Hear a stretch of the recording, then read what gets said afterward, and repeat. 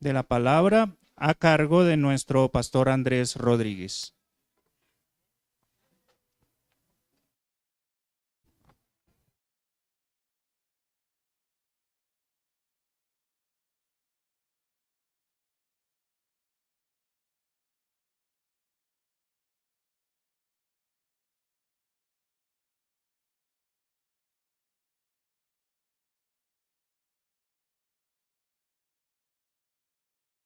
Muy buenos días, amados hermanos. Bueno, creo que hoy hay gozo en nuestro corazón porque el Señor nos está eh, permitiendo presentarnos delante de Él y hacerlo de una manera especial. Esa manera especial es presentándonos en ayuno.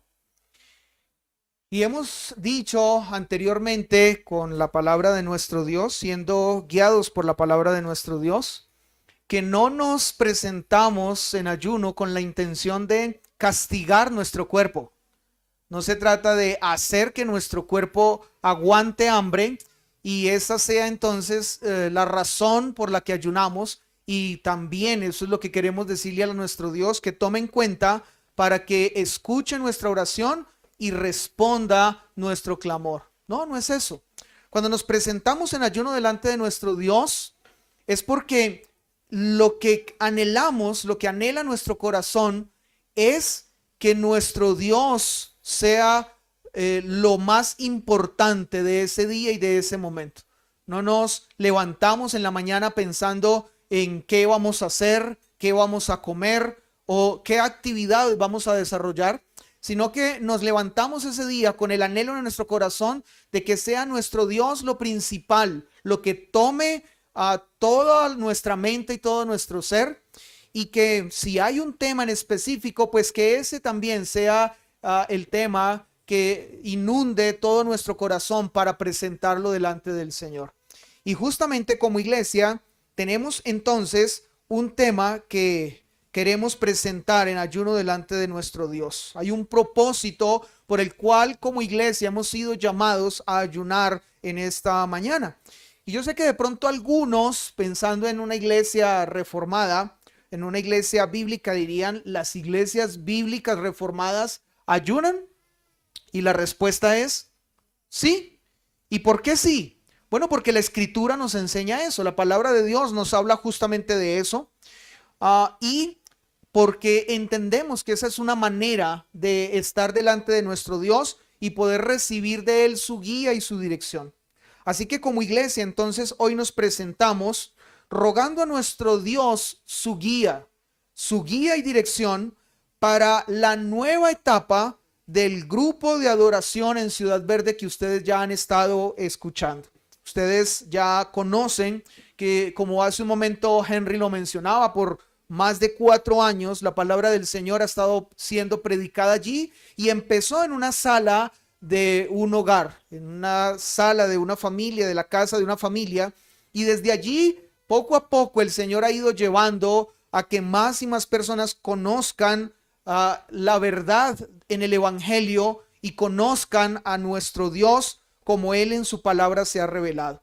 Pero Dios ha hecho entonces que este proceso avance y próximamente, si es la voluntad de nuestro Dios, entonces el grupo dejará de estar en el lugar donde habitualmente se ha reunido ya por también más de un año, y allí entonces ha estado también siendo predicada la palabra de Dios, pero al estar allí ha habido algunos inconvenientes en un sentido, y es que es un lugar que está dentro de un conjunto residencial y eso lo limita para que personas que están fuera pues de alguna forma puedan llegar con más facilidad allí. Pero también ha habido otra situación y es que el día en el que se reúne, que ha sido los viernes en la noche, también eso ha limitado a algunos porque después de un tiempo de arduo trabajo de la semana y aún de ese mismo día, pues llegar allí al grupo y hacer parte de él ha sido también difícil para algunos, sabiendo que al otro día también hay que trabajar. Entonces, lo que el Señor ha ido guiando es que a partir de julio el grupo ya no estará más en ese lugar, en ese conjunto, sino que estará en un salón comunal de un barrio allí en Soacha que se llama El Trébol. Y además de eso, ya no será la reunión los viernes en la noche, sino que será los domingos en la tarde. Todo esto, entonces, entendiendo que el Señor quiere que este proceso siga avanzando y que sigamos nosotros haciendo parte de lo que Dios ha determinado en el avance de su reino y del evangelio. Pero a nosotros nos queda entonces una pregunta por hacernos, y es la que hemos estado realizando a lo largo de este ayuno desde que empezó a las 8 de la mañana. Y es, ¿qué sucede cuando se predica el evangelio con el propósito de iniciar una nueva iglesia? Señor, es tu voluntad que allí en este lugar, por el lado nuestro como iglesia, sea iniciada una nueva iglesia. ¿Es esa tu voluntad? ¿Es eso lo que tú quieres para este sector, para esta localidad? Bueno, esa entonces es la pregunta y ese ha sido nuestro clamor en esta mañana. Así que yo quiero invitarles a que sigamos entonces en ese mismo sentir. Hoy no estaremos predicando el texto de Hebreos, no continuaremos con la exposición de la carta a los Hebreos, sino que entonces estaremos hablando acerca de esto que ya ustedes han escuchado. Y si tuviéramos que dar una respuesta a la pregunta, ¿qué entonces sucede cuando se predica el evangelio con el propósito de iniciar una nueva iglesia? Yo creo que una respuesta podría ser esta: nada detiene el plan de Dios. Yo creo que nosotros somos conscientes de que cuando Dios se propone salvar, lo que sucede es justamente eso: Él salva.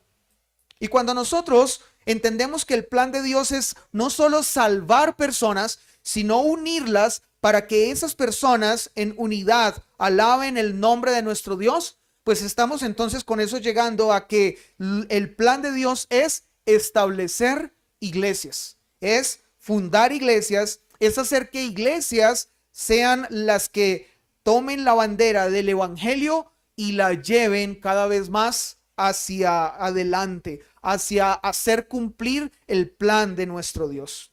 Hay un texto en el Antiguo Testamento que yo quiero llamar que lo recordemos empezando esta exposición. Permítame, se los leo, no se preocupen por ubicarlo, yo creo que ustedes lo recuerdan, pero después les diré el texto bíblico. El texto dice: nuestro Dios está en los cielos, todo lo que quiso ha hecho. Y esta es una verdad que está a lo largo y ancho de toda la escritura. Nada detiene a nuestro Dios, nada detiene su plan, no hay rival para nuestro Dios. Aunque hayan digamos, las fuerzas ocultas, o aunque haya un enemigo que es Satanás y que no quiera que el plan de Dios se desarrolle, esto no es posible.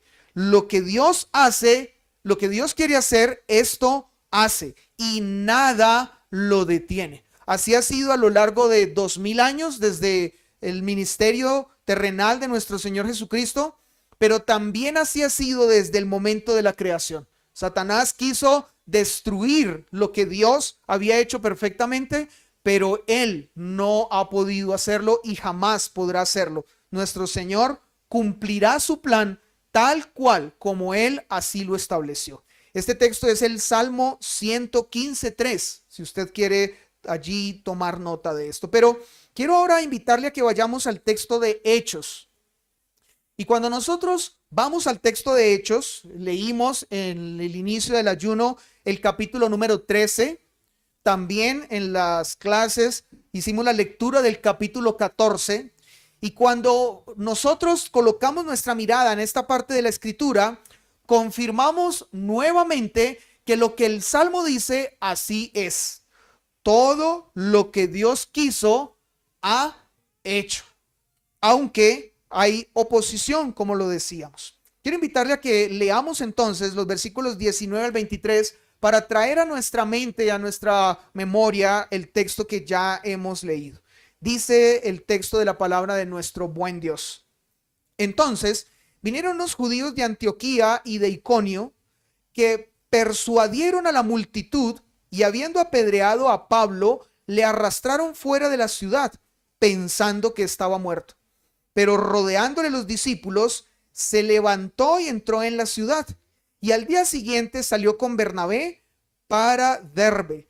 Y después de anunciar el evangelio en aquella ciudad y de hacer muchos discípulos, volvieron a Listra, a Iconio y a Antioquía, confirmando los ánimos de los discípulos, exhortándoles a que permaneciesen en la fe y diciéndoles: es necesario que a través de muchas tribulaciones entremos en el reino de Dios.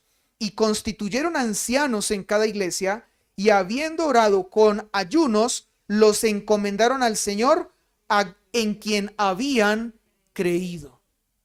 ¿Ven ustedes allí entonces cómo nada detiene el plan de Dios? Nada hace que lo que Dios ha determinado pueda pararse. Contra todo pronóstico, el plan de Dios se cumple. Oremos. Padre Celestial, en esta mañana nos presentamos delante de ti, delante de tu palabra, de tu santa palabra, y lo hacemos, Señor, con el firme propósito de que en ella, Señor, hay guía y dirección para nuestra vida y para nuestra iglesia. Padre, gracias, porque esta es una de muchas iglesias, Señor, que tú has guardado para ti y que la has guardado para que sea predicado tu evangelio y sea predicada tu palabra de una manera, Señor, clara y de una manera bíblica. De una manera, Señor, que es conforme a lo que tú has revelado en ella. Pero no solamente esta iglesia, Señor, entonces ha cumplido con esa tarea y lo sigue haciendo, sino que a través de esta iglesia, en el grupo en Ciudad Verde, en Soacha, esta tarea misma se ha estado también desarrollando. Y Señor, nuestro anhelo es que no solamente allí, sino en muchos otros lugares, tu palabra se siga extendiendo. Tu palabra siga alcanzando a los que han sido elegidos, Señor, para salvación, a los que se encuentran, Señor, en la condición de esclavitud del pecado y muertos por causa del pecado. Pero, Señor, entonces, entendiendo que esta es tu obra, entendiendo, Señor, que es tu plan, hoy nos presentamos rogando que tu palabra guíe y dirija, Señor, esta iglesia. Y que este texto, Señor, dé entonces mayor entendimiento y claridad con respecto a este plan y propósito tuyo para con nosotros. En tus manos, Señor, el expositor y cada uno de nosotros que tiene la responsabilidad de oír y de hacer conforme a tu palabra. Amén. Quiero invitarles a que este texto que hemos leído en esta mañana lo dividamos o lo estudiemos bajo tres encabezados. El primero que quiero invitarles a que veamos en la palabra de nuestro Dios está en el versículo 19 y 20 con el título de Dios da fuerza al imparable Pablo. Dios da fuerza al imparable Pablo. En los versículos 21 y 22 quiero que veamos esta parte de la escritura con este título. Dios hace que muchos se conviertan en discípulos. Dios hace que muchos se conviertan en discípulos. Y en el versículo 23, quiero invitarles a que veamos allí en esta parte de la escritura, con este título, este encabezado. Dios establece iglesias y pastores. Dios establece iglesias y pastores. Bien, teniendo claro entonces lo que vamos a estudiar en este texto, quiero que vayamos entonces al primer encabezado. Dios da fuerzas al imparable Pablo. Alguien leyendo este capítulo 13, bueno, estamos en el 14, pero todo esto inicia desde el capítulo 13 con el primer viaje misionero de Pablo y va hasta la primera parte del capítulo 15. Alguien leyendo este texto dijo: qué vergüenza este texto para muchos cristianos. Y no porque el texto en sí sea para vergüenza, sino que este texto avergüenza a muchos cristianos que a la hora de dar a conocer el mensaje y el evangelio sacan excusas, sacan muchas excusas. No sé si en algún momento ustedes hayan escuchado a personas sacar excusas a la hora de ser invitados a predicar la palabra de Dios. Tengo que trabajar, tengo que realizar una tarea que tenía pendiente, tengo que estar con mi familia, tengo que dormir, tengo que pasear. Y yo creo que cuando nosotros leemos este texto, encontramos que para Pablo ninguna de estas excusas había sido válida o había estado en él para cumplir esta tarea. Definitivamente en este texto lo que nosotros encontramos es a un hombre imparable, a un hombre que desde que el Señor lo llamó a predicar el evangelio a los gentiles, se comprometió, como diríamos nosotros, con alma, vida y sombrero. Se entregó totalmente a esta tarea. Y yo quiero invitarles a que ustedes tengan un panorama general de lo que fue este primer viaje misionero de Pablo. En una ocasión se los compartía y permítame otra vez, como el apóstol Pablo dijo, no tengo ningún problema de repetirles las mismas cosas, pero quiero pedirles que ustedes lo escuchen porque definitivamente este hombre de Dios era un hombre imparable. El primer viaje misionero de Pablo entonces es relatado en los capítulos 13 al 15 del libro de los Hechos. Y este fue realizado entre los años 47 y 48 después de Cristo. Este viaje inicia cuando Pablo y Bernabé se embarcan en Seleucia, que era el puerto de Antioquía de Siria. De allí se dirigieron por barco a la isla de Chipre, a una ciudad llamada Salamina, a la costa oriental. De allí cruzaron a la isla hasta la costa occidental, hacia una ciudad llamada Pafos. De allí embarcaron hacia la costa de Asia Menor hasta la ciudad de Perge, en Panfilia, y de allí se dirigieron a la ciudad de Antioquía de Pisidia, también en barco. Luego de un tiempo en esta ciudad, partieron a la ciudad de Iconio, capital de Licaonia, que pertenecía a la provincia romana de Galicia. Después, por la ruta principal, fueron a la importante ciudad de Éfeso. Desde allí se dirigieron a la ciudad de Listra, también en la región de Licaonia. Después partieron a Derbe y desde esta ciudad regresaron a Listra. Luego a Iconio y después a Antioquía de Pisidia. Y de allí fueron a Perge. Y de Perge fueron al puerto de Atalía, desde donde embarcaron nuevamente hasta Antioquía. Bueno, algunos escuchando esta descripción de lo que había sido ese viaje, se imaginaron recorriendo parte del Mediterráneo y parte del oriente de Asia y el occidente de Europa. Y algunos dirían, qué chévere poder haber estado en ese viaje misionero, porque se conocieran muchos lugares, porque se conocieron culturas, porque se conoció mucha gastronomía. Qué rico poder estar en un trabajo misionero como este. Pero la pregunta es, ¿será que realmente eso era lo atractivo en este viaje, en este primer viaje misionero del apóstol Pablo?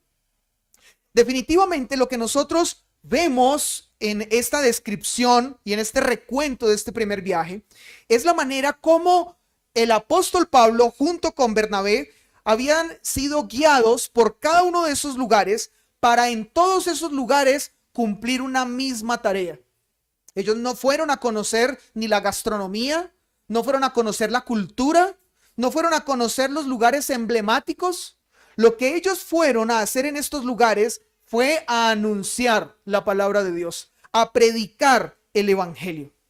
Ahora, cuando nosotros entonces vemos que esta era la tarea del apóstol Pablo en cada uno de estos lugares, nos encontramos con lo que sucede inicialmente en Listra, de acuerdo al texto que estamos leyendo. Quiero pedirles que vayamos al versículo número 19.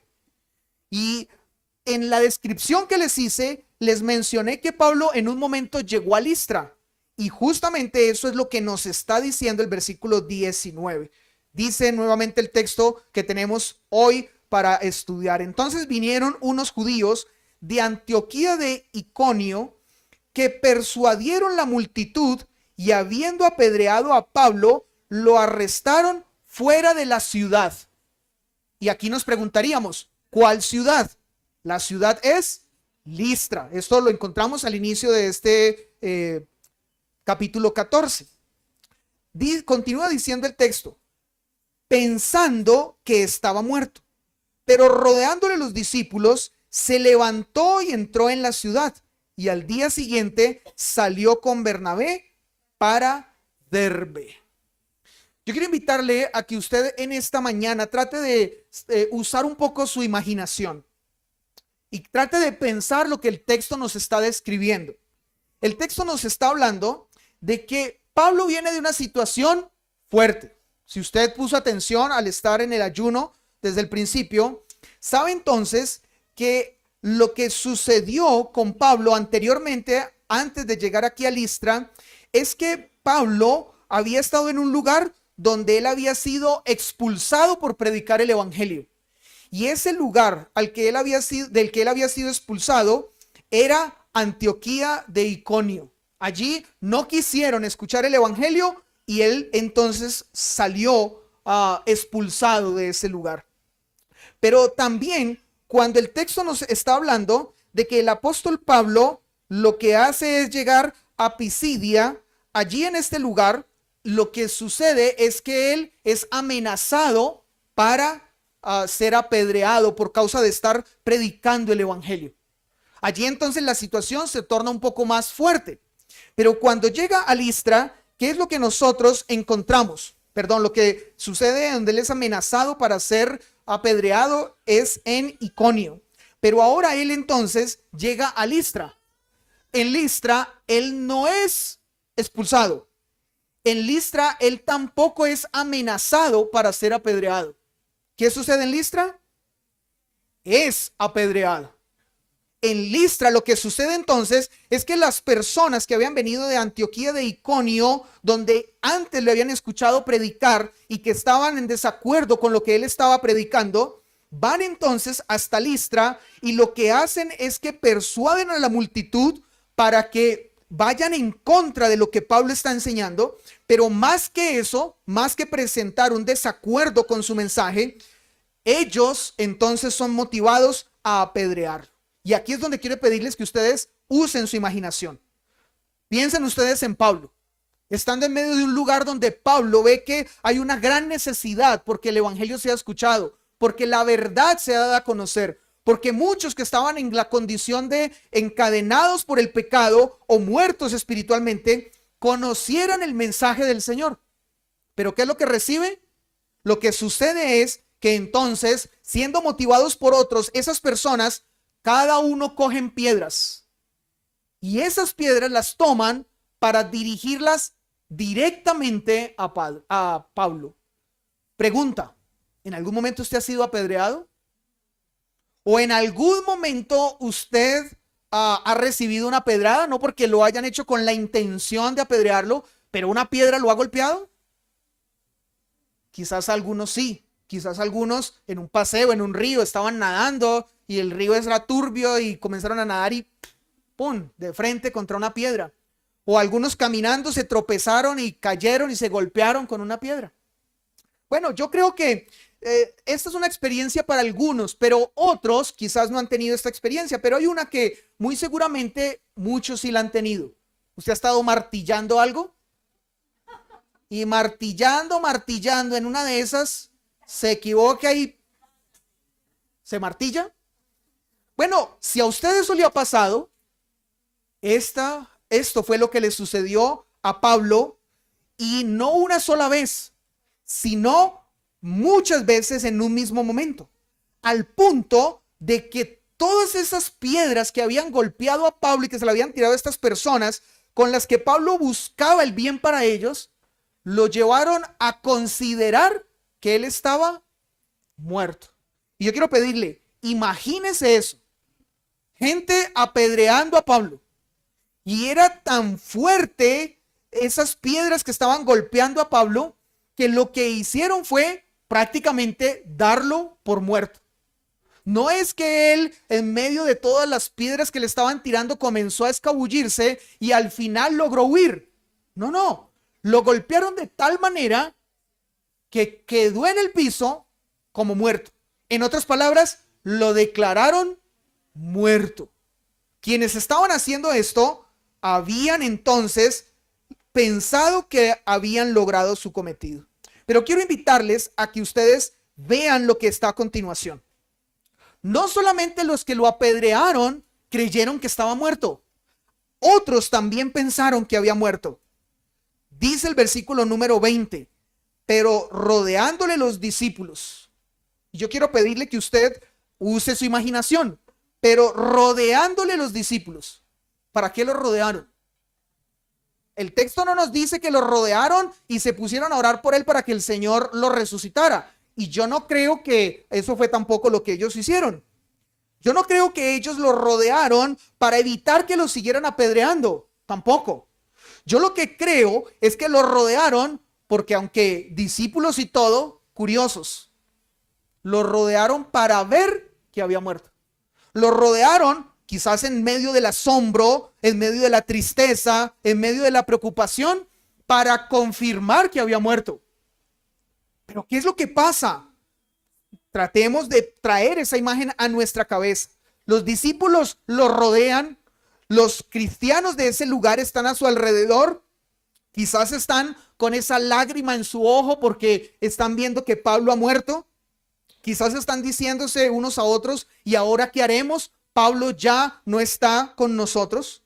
Pero en ese momento, ¿qué es lo que pasa? El texto da un brinco que nos llama la atención de una manera muy especial. Se levantó y entró en la ciudad. Casi que podríamos decir, resucitó. Pablo, el que había muerto, o el que estaba prácticamente muerto, se levantó. ¿Qué hace usted cuando se da un martillazo en su dedo tratando de clavar algo en la pared? Yo creo que usted comienza a sobarse, comienza a quejarse, comienza a buscar qué se puede untar para alivianar el dolor. Usted trata de buscar a otras personas a que le ayuden a mirar cómo lidia con ese dolor. Pero eso no es lo que nosotros vemos en el texto. Lo que vemos es que él se levantó. Y casi que el texto nosotros podíamos agregarle, no lo podemos hacer, pero casi que podríamos agregarle como si nada. Como si nada. Después de que había sido prácticamente declarado muerto, se levantó y entró en la ciudad. Y yo creo que, wow, porque la gente estaba observando a este hombre y dijeron, pero ¿cómo es posible? ¿Cómo es posible después de estar prácticamente muerto, levantarse como si nada? Y sigue diciendo el texto, y al día siguiente se fue al hospital para buscar que le sanaran sus heridas, que lo cosieran, le habían rajado la cabeza. ¿Eso es lo que nos dice el texto? Y al día siguiente salió con Bernabé para Derbe. Y escuchen, salir con Bernabé para Derbe en el día de hoy sería algo muy sencillo. Usted podría ir a un lugar donde haya un transporte público, colocarle la mano a un bus, subirse a él y que lo lleve hasta Derbe. Derbe estaba a 90 kilómetros de Listra. Pero resulta que en ese tiempo ni habían buses, ni habían carros, ni habían motos, solo había caballos, o habían camellos, o habían 2 pies. Eso era lo que había para ese tiempo. Y lo que el texto nos está diciendo es que Pablo, como si nada, al otro día se levanta, después de haber sido casi declarado muerto, se levanta para emprender un viaje de 90 kilómetros. Un viaje de 90 kilómetros que en un carro, a una marcha más o menos, está a una distancia de 1 hora más o menos. Más o menos andando rápido. ¿Sí? Ahora usted imagínese andando a pie 90 kilómetros. No era un viaje de horas, era un viaje de días. Y sin embargo, Pablo hizo esto como si nada. Definitivamente, lo que nosotros vemos en este texto es que Dios fue el que se encargó de darle fuerzas a este imparable Pablo, a este hombre comprometido con el avance del evangelio, con el predicar la palabra de nuestro Dios. Y como si esto fuera poco, permítame contarle qué sucede en el segundo viaje misionero. Escuche. Este segundo viaje misionero está relatado en los capítulos 15 al capítulo 18 del libro de los Hechos. Y este fue realizado entre los años 49 al 52 después de Cristo. Este viaje empezó por vía terrestre. Pablo lo realizó con Silas, o también llamado Silvano. Salieron de Jerusalén, de allí fueron a Cesarea, luego a Tolemaida y pasaron por Tiro y Sidón para llegar a Siria y de allí al Asia Menor, arribando a Antioquía. Desde allí fueron a Tarso. Ya en Asia Menor llegaron a la ciudad de Derbe y luego a Listra. De allí se le unió Timoteo y se dirigieron a Iconio, después a Antioquía, de allí a Troas, junto al mar Egeo. En Troas se les unió Lucas y se dirigieron a la ciudad de Neápolis para luego llegar a Filipos, de la provincia de Macedonia, de donde atravesando por Anfípolis y Apolonia de Iliria, se dirigieron a Tesalónica. De Tesalónica, donde estuvieron un tiempo, fueron a Berea, luego a Atenas y a Corinto. Fueron después de esto a Cencrea, en donde por mar fueron a Éfeso y de allí a Cesarea y luego a Jerusalén, lugar en el que finalizó el segundo viaje misionero. ¿Se cansó de escuchar? Pablo no se cansó de viajar. Pablo recorrió todo esto y nuevamente, ni en moto, ni en carro, ni en bus, ni tampoco en un avión o helicóptero que lo llevaba de un lugar a otro. Pablo entonces se encargó de desarrollar todo este trabajo y creo que nosotros claramente tendríamos que concluir que esto lo hizo porque había recibido una fuerza sobrenatural. No lo estaba convirtiendo a él en un hombre sobrenatural, pero esa fuerza era sobrenatural y era la fuerza que Dios le daba para hacer a este hombre imparable. Ahora, uno en el día de hoy creería que este tipo de personas eran solo del pasado, eran solo de los tiempos del libro de los Hechos.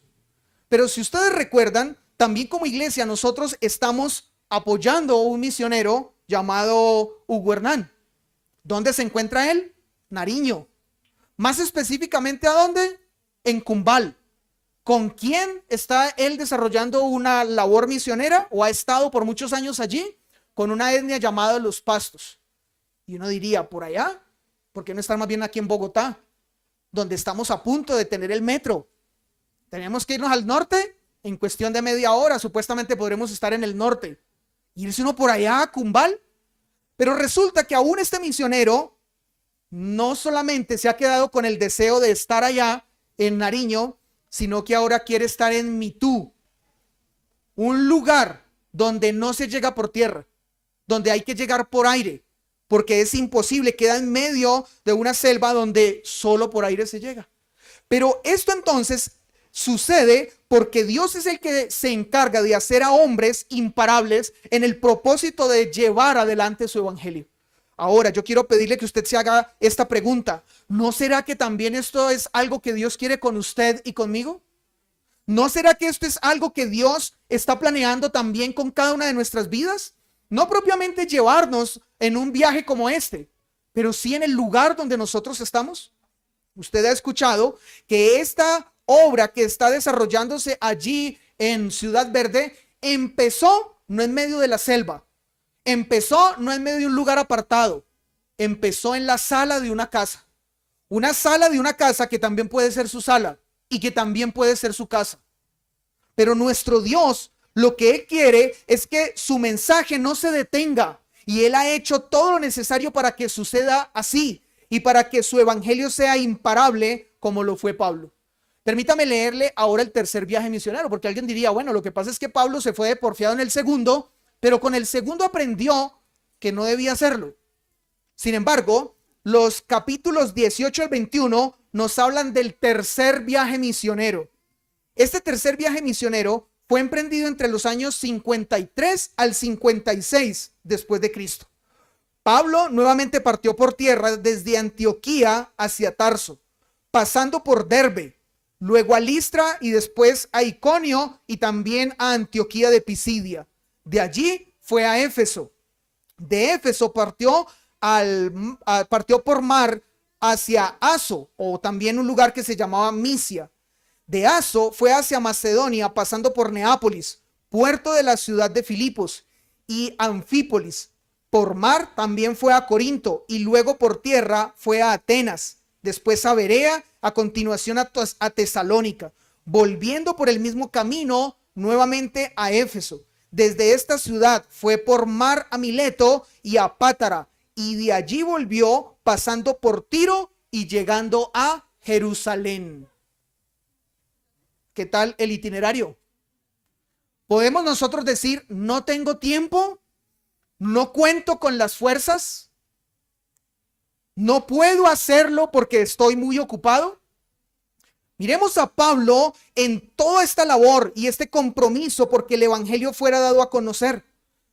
Ahora, de Pablo nosotros tenemos claro que él realizó 4 viajes misioneros. Sin embargo, algunos han considerado que realmente no fueron 4, no fueron 3, fueron 4. Y el cuarto, alguien podría decir, ya estaba tan cansado que no lo hizo por sus medios. Dios se encargó de que lo hiciera por causa de otros medios, y esos otros medios fueron los romanos. Pablo quería ir a Roma.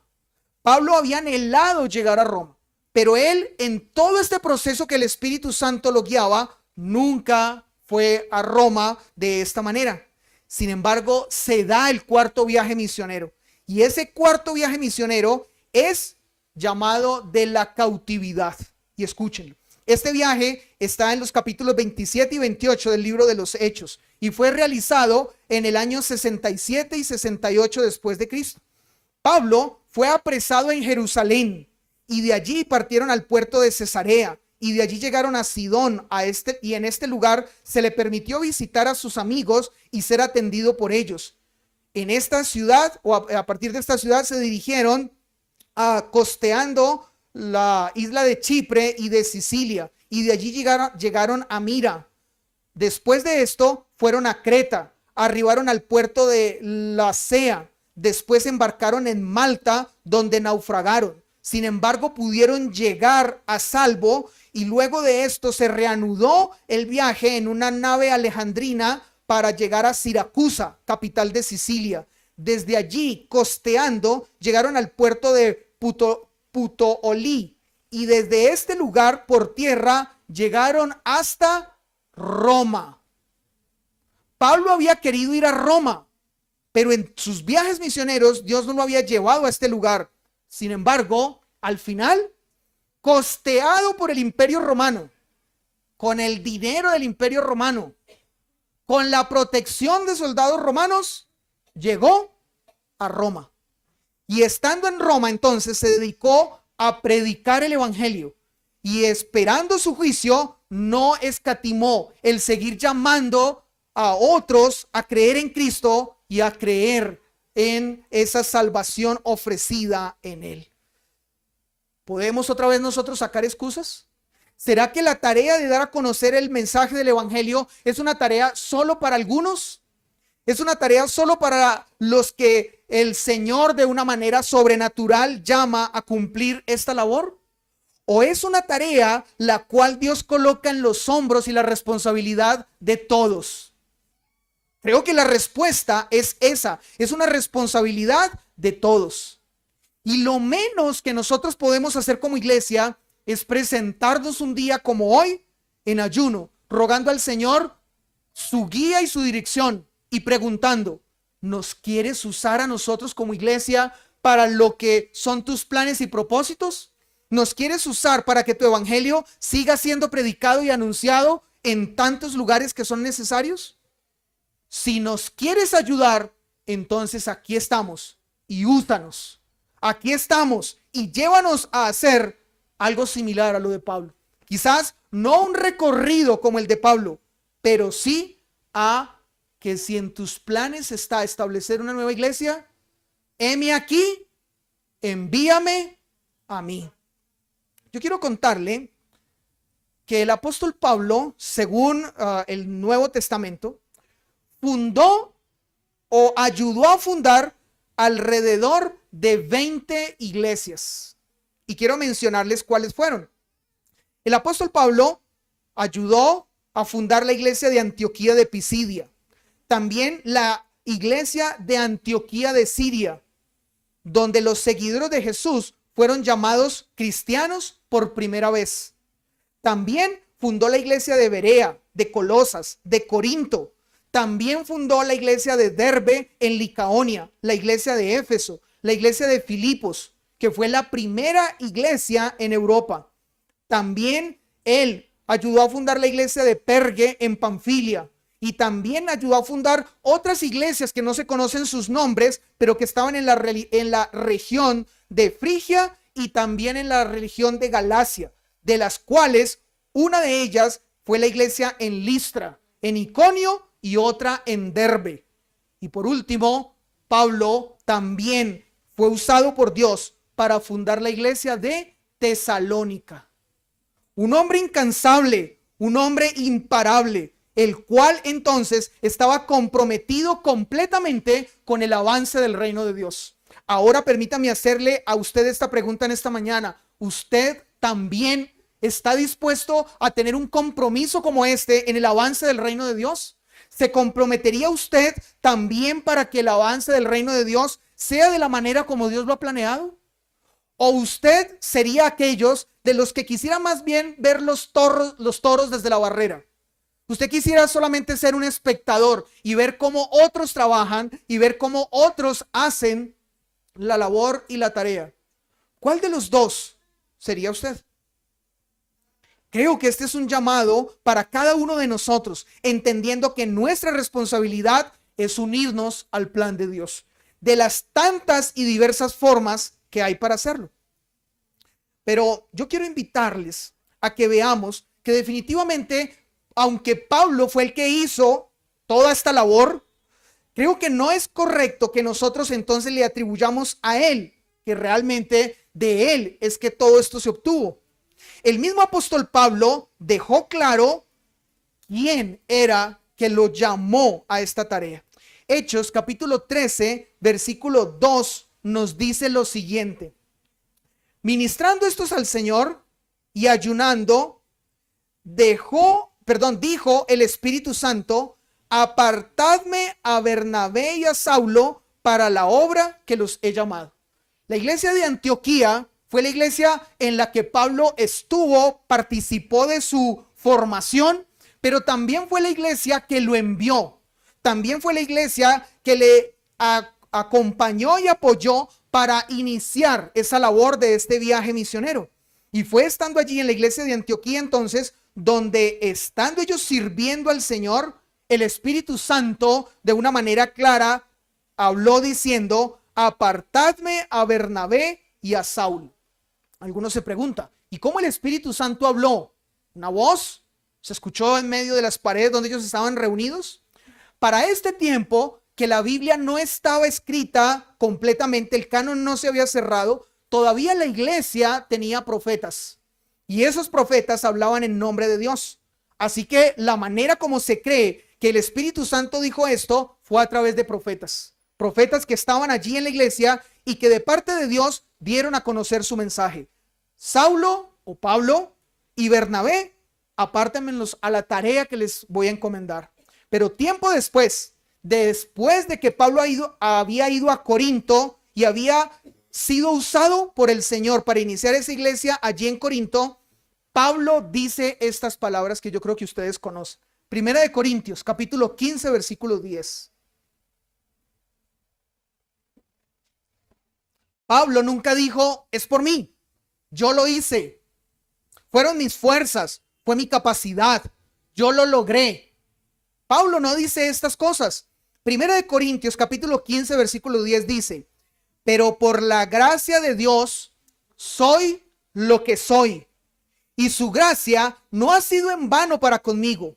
Antes he trabajado más que ellos, pero no yo, sino la gracia de Dios en mí. Así que entonces no era lo que Pablo hacía, era la gracia de Dios con él. Era esa fuerza de Dios en él. Y yo creo que muchos de nosotros, cuando escuchan la palabra de compromiso, usted está dispuesto a comprometerse con el avance del reino y del evangelio, como muchos otros lo han hecho, como ya hemos hablado de ellos. Y muchos frente a esa palabra dicen, ¿yo comprometerme?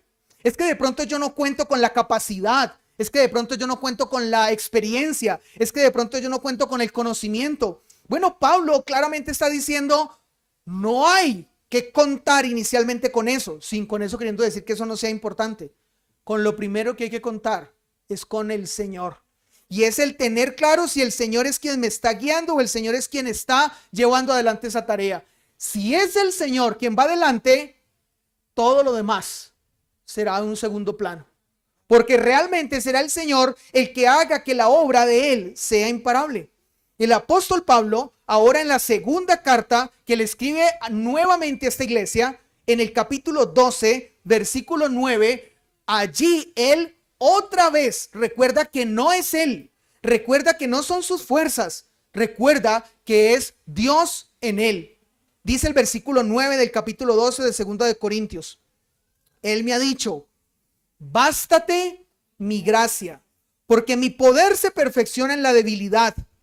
Por tanto, de buena gana me gloriaré más bien en mis debilidades, para que repose sobre mí el poder de Cristo. Y yo creo que muchos de nosotros sabemos a qué se estaba refiriendo Pablo. Pablo estaba hablando de una condición de salud que lo aquejaba. En otros momentos hemos dicho, habían una de dos. O Pablo tenía una malformación en su espalda, había una especie como de desviación de su columna que no le permitía a él tener esa capacidad que toda persona en una condición sana puede tener, de caminar, de viajar, de ir y venir. Algunos creen que esa era la condición de Pablo, pero es increíble que si era esa la condición de Pablo, hubiera hecho los 4 viajes misioneros de los que hablamos. ¿No nos da pena a nosotros sacar alguna excusa? Yo creo que nos tendría que dar pena eso. Otros creen que lo que sucedía con Pablo es que él era miope, no podía casi ver. En ese tiempo no habían gafas, no habían lentes de contacto. Así que entonces él no podía casi ver. Por eso varias de las cartas que él escribe entre comillas, las escribió él, porque realmente eran otros los que las escribían, él las dictaba. Entonces algunos creen que era esa condición de miopía la que lo aquejaba a él. Y él le dijo al Señor que le quitara ese aguijón. Pero en el versículo 9, ¿qué es lo que le dice el Señor? Bástate mi gracia. Así que si usted tiene alguna situación que usted considera, esto no me permite a mí avanzar en el reino de Dios, o esto a mí no me permite comprometerme para que el evangelio sea predicado, pues yo quiero que usted escuche las palabras de Dios para Pablo. Bástate mi gracia, porque mi poder se perfecciona en la debilidad. Y cuando Pablo entendió esto, entonces él terminó diciendo, de buena gana me gloriaré, más bien en mis debilidades. Y creo que aquí está lo mejor de todo, para que repose sobre mí el poder de Cristo. Muchos anhelan el poder de Cristo de una manera equivocada, para milagros, obras despampanantes, obras que en algún momento hagan que muchas personas queden boquiabiertas. Pero el apóstol Pablo dijo, para que repose sobre mí el poder de Cristo. ¿Cuál poder de Cristo? El poder de Cristo con respecto a la evangelización, el poder de Cristo con respecto al dar a conocer el mensaje y el evangelio. ¿No te gustaría a ti que también en ti repose el poder de Cristo? Yo creo que esto es algo que todos nosotros como verdaderos cristianos deberíamos anhelar, y por eso nuestra iglesia ha sido llamada en un ayuno para que le rogamos al Señor que nos guíe y su poder repose sobre nosotros.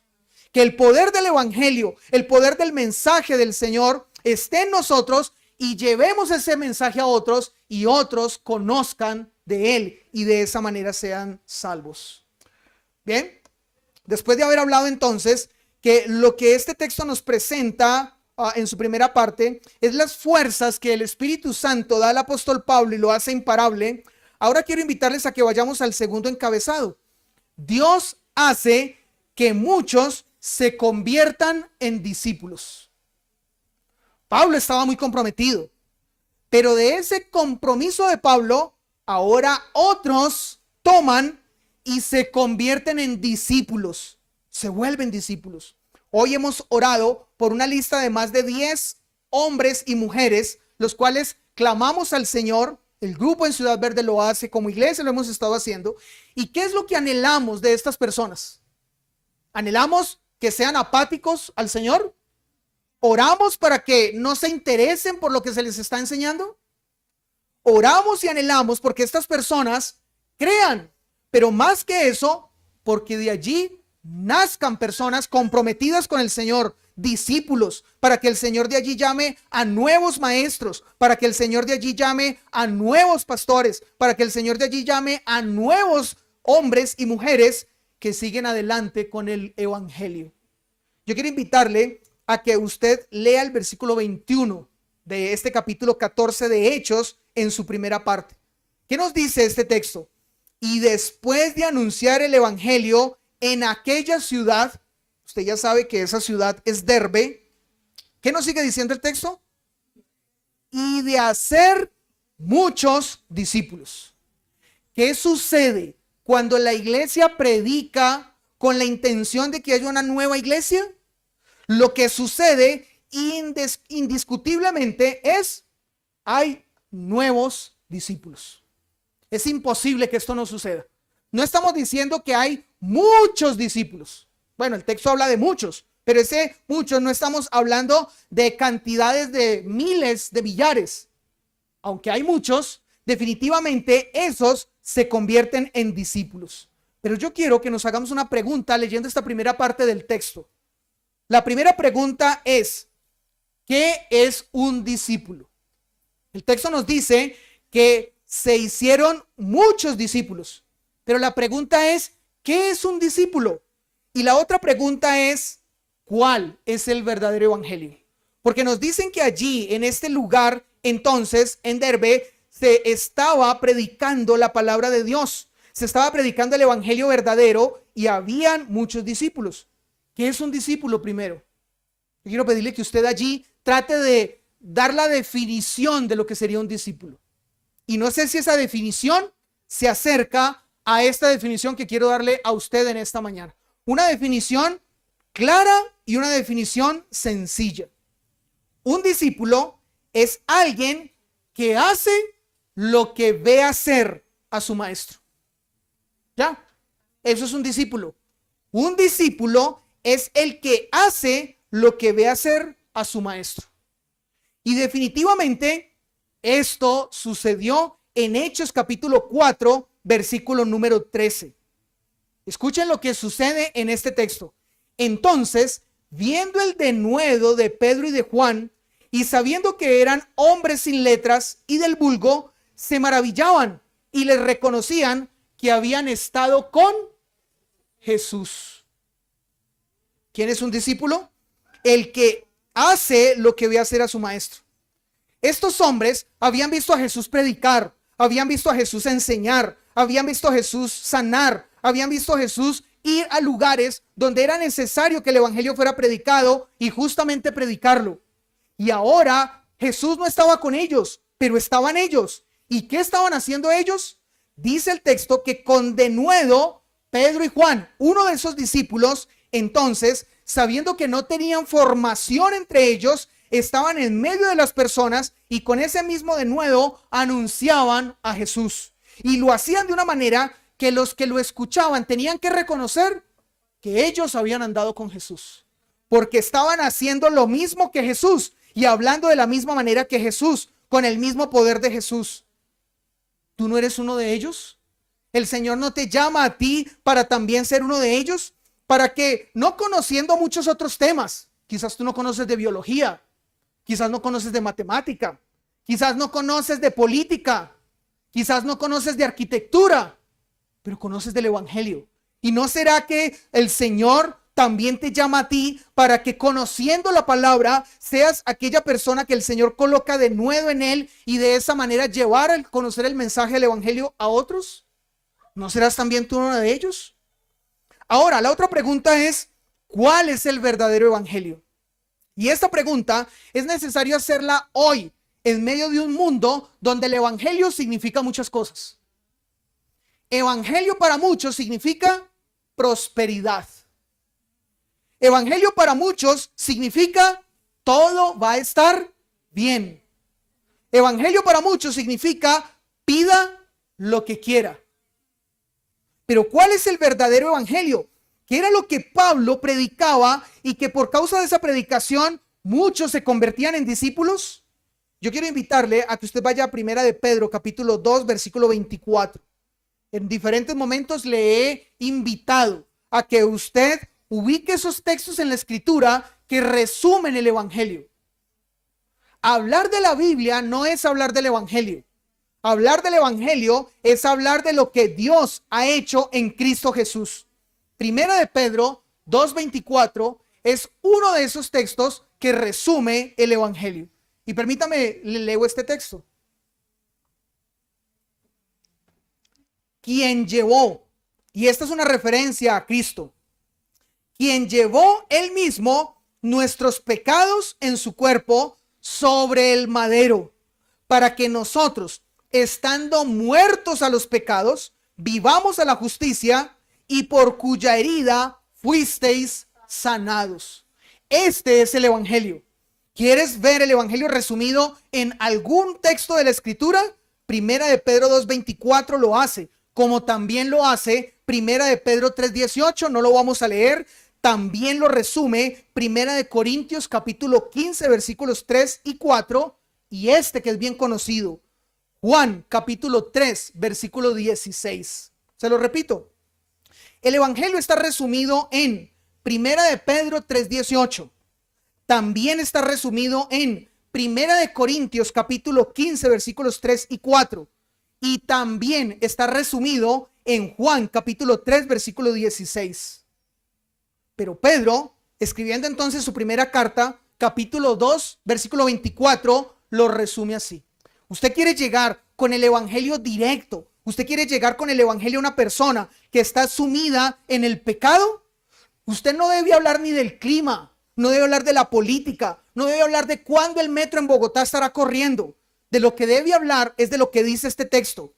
Quien llevó él mismo nuestros pecados. Él no tenía por qué llevar nuestros pecados, pero los llevó en su cuerpo. Y no los llevó en su cuerpo simplemente para pasear por medio de una ciudad y lo vieran. Los llevó sobre su cuerpo y sobre el madero. Así que por causa de nuestros pecados, Cristo fue llevado al madero. El que era inocente se hizo culpable, y no por él, se hizo culpable por nosotros, para que nosotros, estando muertos en nuestros pecados, esa era nuestra condición. Yo no sé si usted entiende que esa era su condición. Si usted no ha entendido que usted merecía el castigo por su pecado, que usted merecía la condenación, que usted no tenía otro destino sino estar condenado eternamente, si usted no ha entendido eso, no ha entendido el evangelio.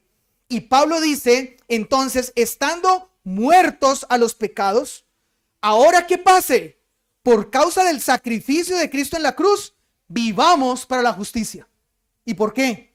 ¿Porque tú te has hecho justo? ¿Porque tú te has hecho una persona obediente que agradó a Dios? ¿Porque tú te has hecho una persona que hizo que Dios inclinara su mirada y su rostro hacia ti por el buen ser que eres? No. Pablo dice, vivamos a la justicia. Esa justicia es aquella declaración que, siendo culpable, según el evangelio, nos hace inocentes. Y todo por la obra de Cristo. Y por cuya herida fuisteis sanados. Este es el plan de Dios. Este es el propósito de Dios. Esto es lo que debemos predicar. Esto es lo que la gente allí, no solamente en Derbe, sino también en Panfilia y en esos otros lugares, necesitaban escuchar, pero especialmente en Listra.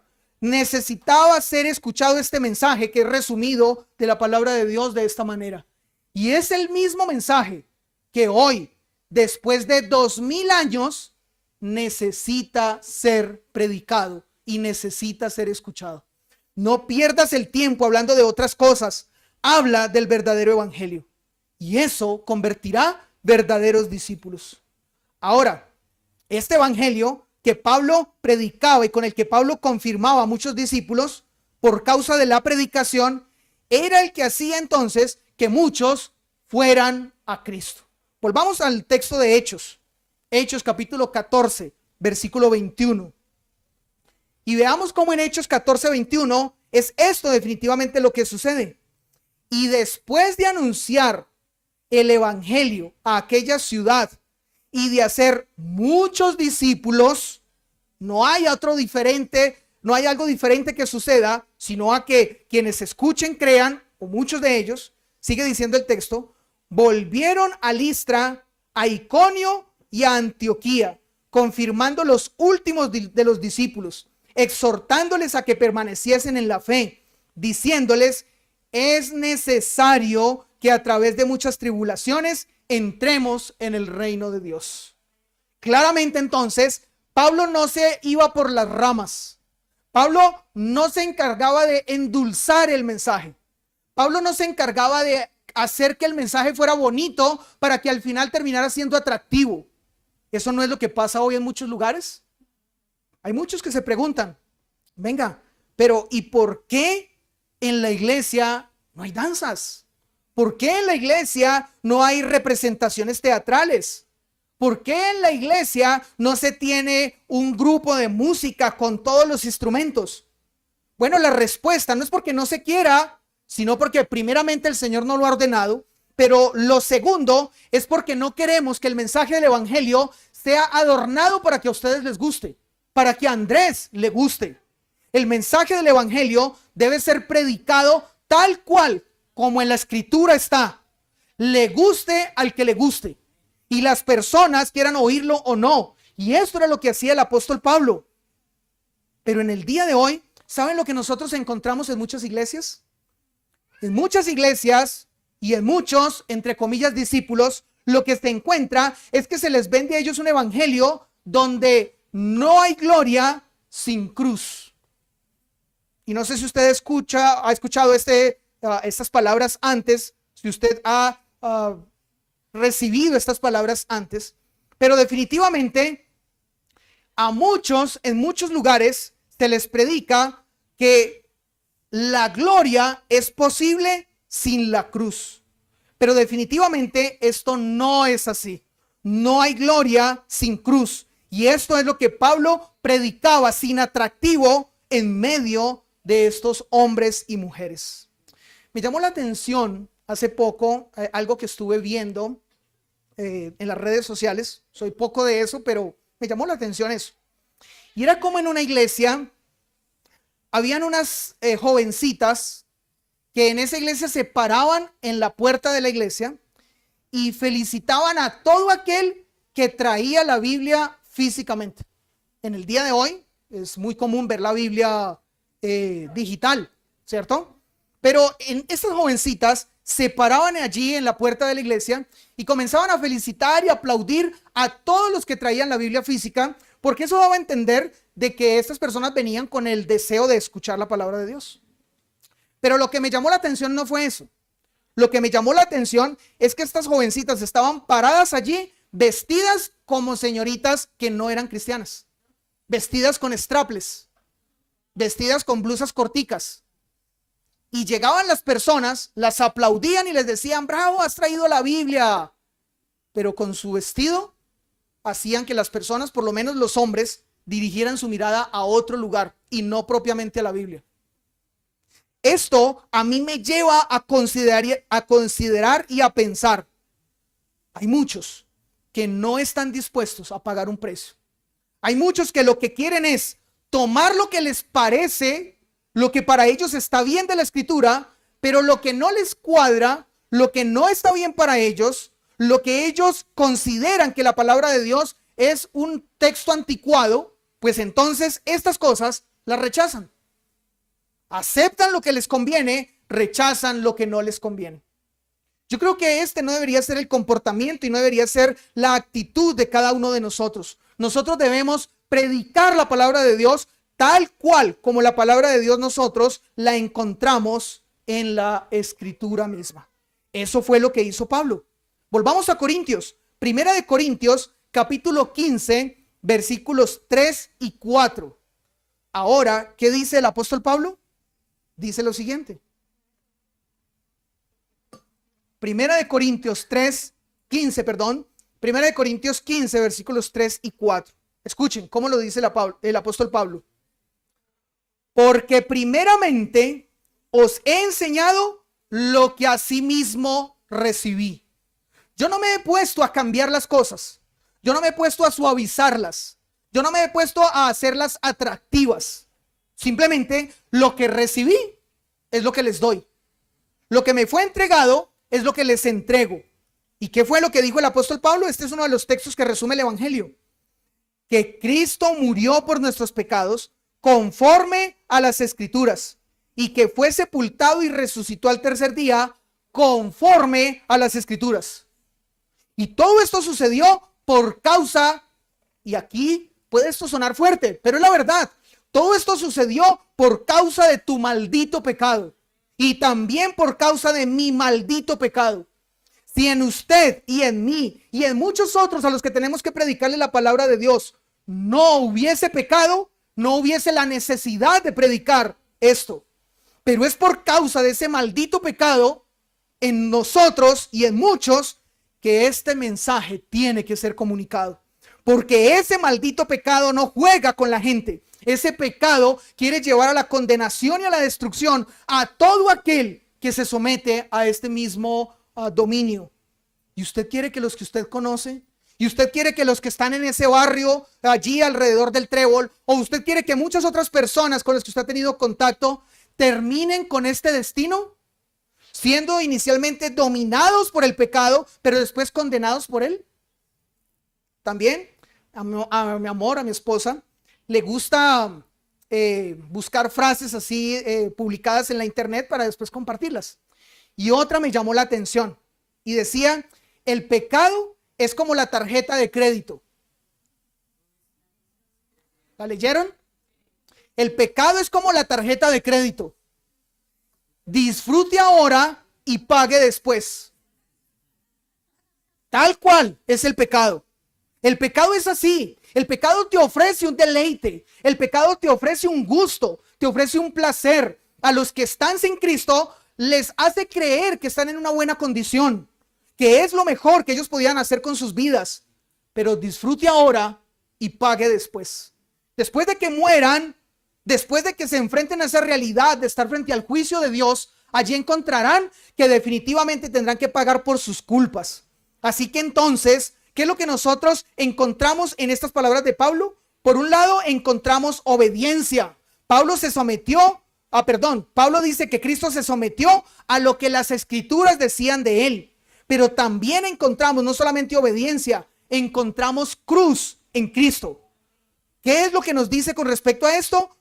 Dice el apóstol Pablo en Corintios que Cristo murió por nuestros pecados y que fue sepultado. ¿No es esto la cruz? ¿No es esto un acto sublime de entrega y de amor incondicional, pero también de amor sacrificial? Un acto donde Él demostró un sacrificio enorme por nuestras vidas, por las vidas de todos que creerían. Pero Él no pudo lograr la salvación de ellos si no hubiese pasado por la cruz.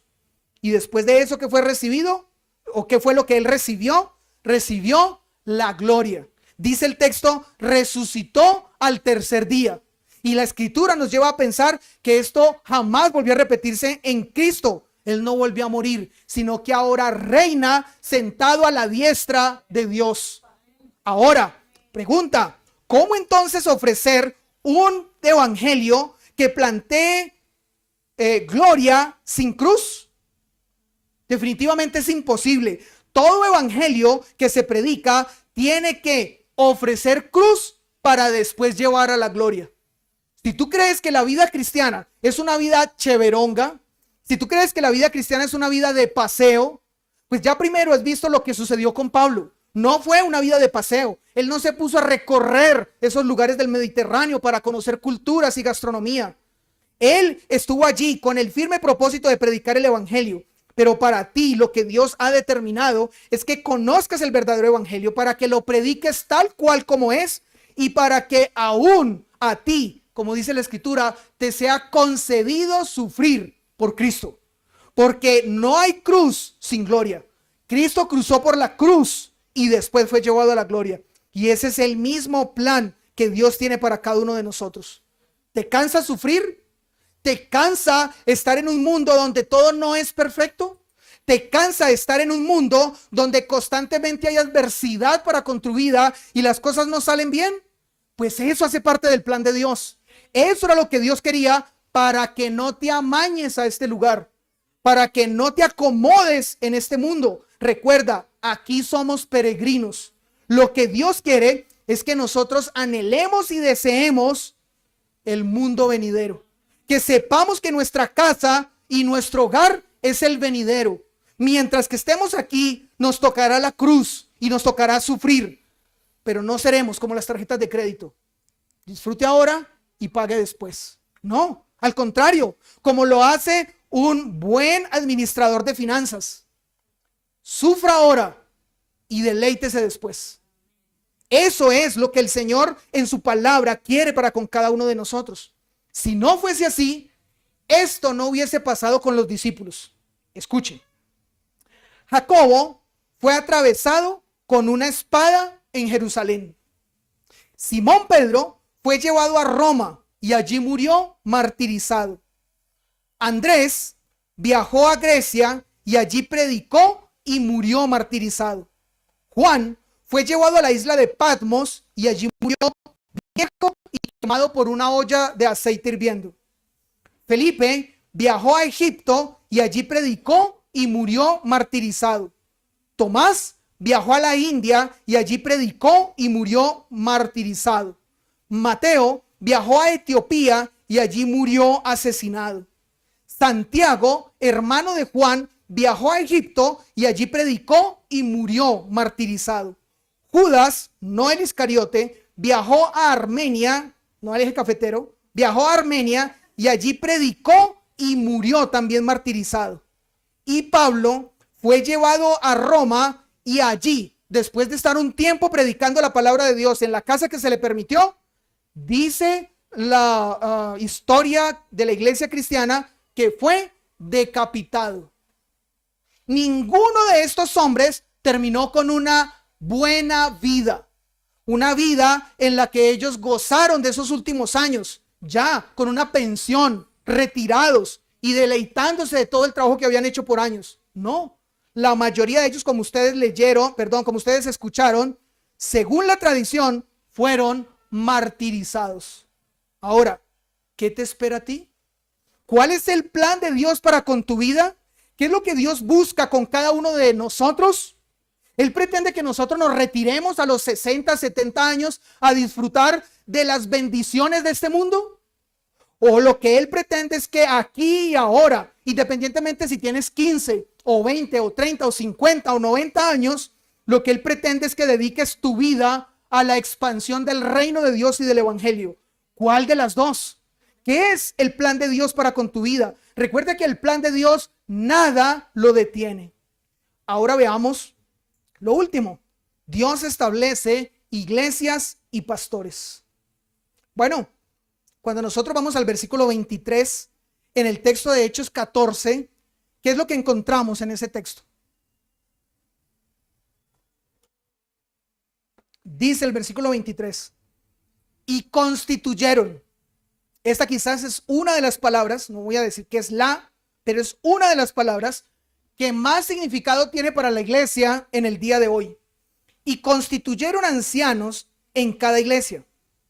Y habiendo orado con ayunos, lo que estamos haciendo hoy, los encomendaron al Señor en quien habían creído. Pablo estaba convencido que esta no era una tarea que podía ser hecha en sus fuerzas ni en las fuerzas de ninguno de la iglesia. Pablo estaba convencido que esta era una tarea que debía ser hecha en las fuerzas del Espíritu Santo. Ahora, ¿qué es entonces lo que ha sucedido? Pablo ha huido de Listra a Derbe. Y estando en Derbe, yo quiero contarle que había un lugar mucho más cercano que regresar a Listra, que es lo que hace el apóstol Pablo. ¿De dónde era Pablo? Damasco. Si usted busca en un mapa, va a encontrar que Damasco estaba más cerca de Derbe que Listra. Pablo ya había desarrollado su primer viaje misionero, ya ahorita iba a hacer su regreso. Así que para Pablo, después de haber enfrentado todo lo que enfrentó, en un lugar lo echaron, en otro lugar lo amenazaron por apedrearlo y en otro lugar lo apedrearon. Yo creo que Pablo hubiese dicho, he acabado con la obra que me diste. Me retiro a Tarso y allí viviré mis últimos años. Pero en lugar de eso, lo que Pablo hace estando en Derbe es que se regresa a Listra y después de eso a Iconio y por último Pablo llega a Antioquía. ¿Y para qué Pablo hace esto? Bueno, porque aquí con esto nosotros encontramos una gran enseñanza para nuestras vidas como iglesia. Nunca tú puedes predicar el evangelio y a quien le has predicado el evangelio dejarlo a su suerte. Nunca tú puedes predicar el evangelio y a quien le has predicado el evangelio mirar cómo ese que le has predicado el evangelio resuelve su vida de ahí en adelante. Nunca puedes hacer eso. Tú eres responsable, yo soy responsable de todas las personas a las que les predicamos el evangelio para su crecimiento, para su madurez, hasta que lleguen a convertirse en discípulos. Yo voy a contarle cuál era el plano, voy a contarle cuál era esa manera como nuestro Dios se encargó de formar nuevas iglesias según el Nuevo Testamento. Escuche, este texto es uno de esos textos que plantea esto. Primero, el evangelio es predicado en diferentes lugares o ciudades. Segundo, el Espíritu Santo hacía que algunos de los que escuchaban creyeran en Cristo y se arrepintieran de sus pecados. Tercero, después de esto, muchos de esos que se habían arrepentido y que se habían arrepentido de sus pecados y habían creído en Cristo, eran bautizados y se convertían en discípulos. Posteriormente, lo que sucedía era que los apóstoles enseñaban la doctrina, predicaban la palabra de Dios. Seguido a esto, los apóstoles en este tiempo de predicar la palabra colocaban su mirada en hombres de la iglesia que veían que ellos tenían el don de Dios para ser pastores y asumir la responsabilidad de dirigir la iglesia.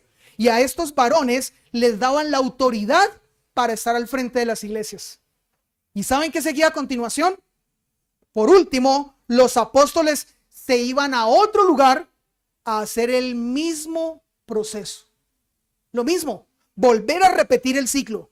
Ahora, permítame, yo a usted le pregunto en esta mañana, ¿no es esto lo que está sucediendo en Ciudad Verde? ¿No es esto lo que está sucediendo en todos los lugares donde la palabra de Dios es predicada? Esto es lo que está sucediendo en todos estos lugares.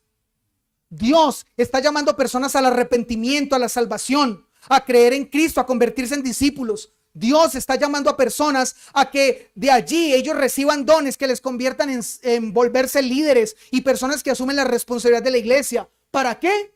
Para que en un par de años podamos ver cómo eso que inicialmente hizo esta iglesia otra vez se repite en otro lugar. Ese es el plan de Dios para su iglesia. El plan de Dios para la iglesia no es establecer iglesias grandes, lo que hoy se conoce como mega iglesias. Ese no es el plan de Dios. El plan de Dios es establecer iglesias en cada lugar para que allí de una manera clara y verdadera sea predicado el mensaje del Señor. Por esa razón, Pablo, estando en Derbe, se devolvió 90 kilómetros hasta Listra. Y de Listra, a pie o en caballo o en camello, fue a Iconio. ¿Y sabe qué distancia había entre Listra y Antioquía? A donde él volvió, porque esa era la iglesia que lo había enviado a él, la iglesia donde él había salido. 170 kilómetros separaban a Listra de Antioquía. Y allí llegó Pablo para dar cuentas de lo que había pasado, para contar que lo habían expulsado, que lo habían amenazado de apedrearlo, que lo habían apedreado, que lo habían dado por muerto, que había hecho que un hombre falso, Elimas, que se hacía pasar por un cristiano verdadero, fuera expuesto. Pero otro que estaba cojo, lo que nos dice en la primera parte del capítulo 14 de Hechos, que nunca había andado en toda su vida, andara, y que lo primero que él hiciera fuera saltar después de que nunca había andado. Pablo había vuelto a Antioquía para dar cuentas de esto, porque él entendía que cuando Dios se propone un plan, porque él entendía que cuando Dios tiene un plan, ese plan nada ni nadie lo detiene. Ese plan de Dios es imparable. Y hay solo dos opciones.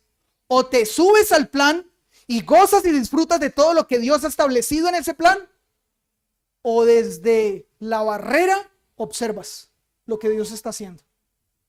¿Cuál de las dos? ¿Cuál de las dos es tu decisión? Quiero terminar con esto en esta mañana.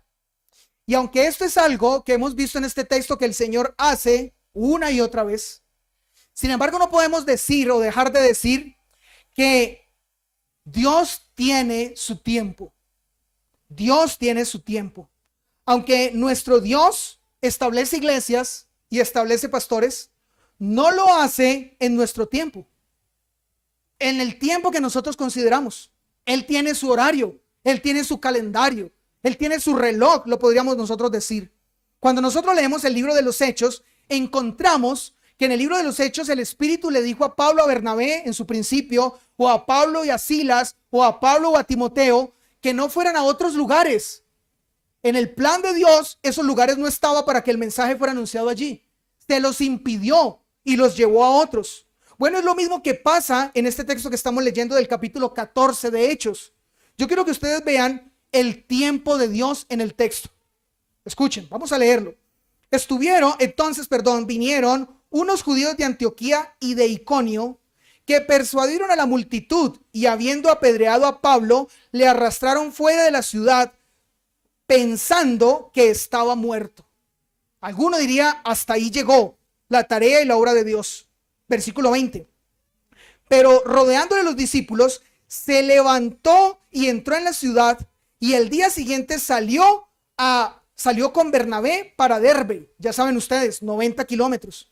Y después de anunciar el evangelio en aquella ciudad y de hacer muchos discípulos, y yo quiero aquí llamar su atención, si usted ha hecho discípulos, que hoy está llamado a hacerlo, si usted ha hecho discípulos, sabe que esto no se hace de la noche a la mañana.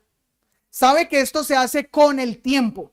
Así que el tiempo que Pablo pasó en Bernabé fue harto tiempo. No nos dice la escritura cuánto, pero es un tiempo contado en meses. Y Pablo estuvo entonces allí en Derbe con Bernabé. Y después de eso él regresó a Listra y dice el versículo 21, y después de anunciar el evangelio en aquella ciudad y de hacer muchos discípulos, volvieron a Listra, a Iconio y a Antioquía, confirmando los ánimos de los discípulos, exhortándoles a que permaneciesen en la fe y diciéndoles, es necesario que a través de muchas tribulaciones entremos en el reino de Dios.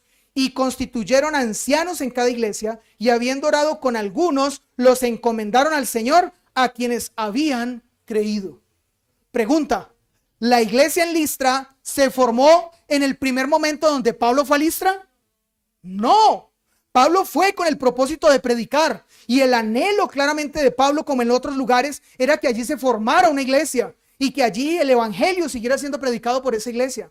Pero la gente de ese lugar lo rechazó y lo apedreó y lo dio como muerto. Así que a Pablo le tocó huir. Pero tiempo después, en el reloj de Dios, en el tiempo de Dios, en el calendario de Dios, Pablo llegó en el tiempo preciso cuando esa iglesia debió ser establecida. Y fue allí cuando él entonces, confirmando a los hermanos en Listra, es que esa iglesia se forma. Y no al principio, sino al final. Por eso nuestro ayuno hoy. Queremos nosotros como iglesia que allí en Ciudad Verde haya una iglesia. Y esa es nuestra oración y nuestro clamor. Pero ¿es la voluntad de Dios? Y si no fuera la voluntad de Dios, ¿eso hace a Dios malo? No, simplemente no es su plan. Llegará un momento donde lo sea. Pero si es el momento ahora, su tarea y mi tarea es subirnos al plan de Dios. Es unirnos al plan de Dios y hacer lo que Dios está haciendo allí. Él es el que determinará si este es el momento o el que determinará si lo es más adelante. Él es el único que lo sabe. Pero usted y yo estamos llamados a unirnos. Usted y yo no podemos decir, eso es el Señor más adelante. El Señor más adelante llamará. No, usted y yo tenemos que creer que ahora, en este momento, Dios está salvando. Dios en este momento está llamando personas al arrepentimiento. Dios está llamando personas a estar con Él por la eternidad. Y usted y yo hacemos parte de ese trabajo. Unámonos a Él y trabajemos con la obra del Espíritu Santo en este lugar. Del resto, que se encargue el Señor. Oremos.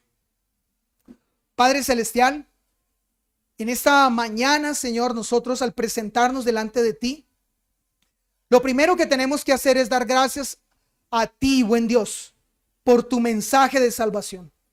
Un mensaje, Señor, que nos ha alcanzado.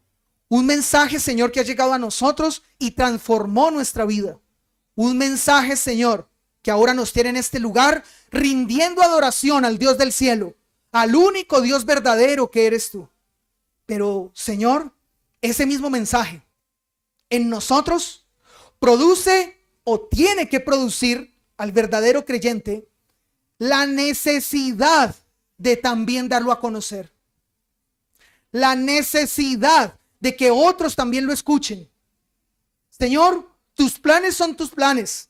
Y tú has dicho en tu palabra, mis pensamientos son más altos que vuestros pensamientos. Mis caminos son más altos que vuestros caminos.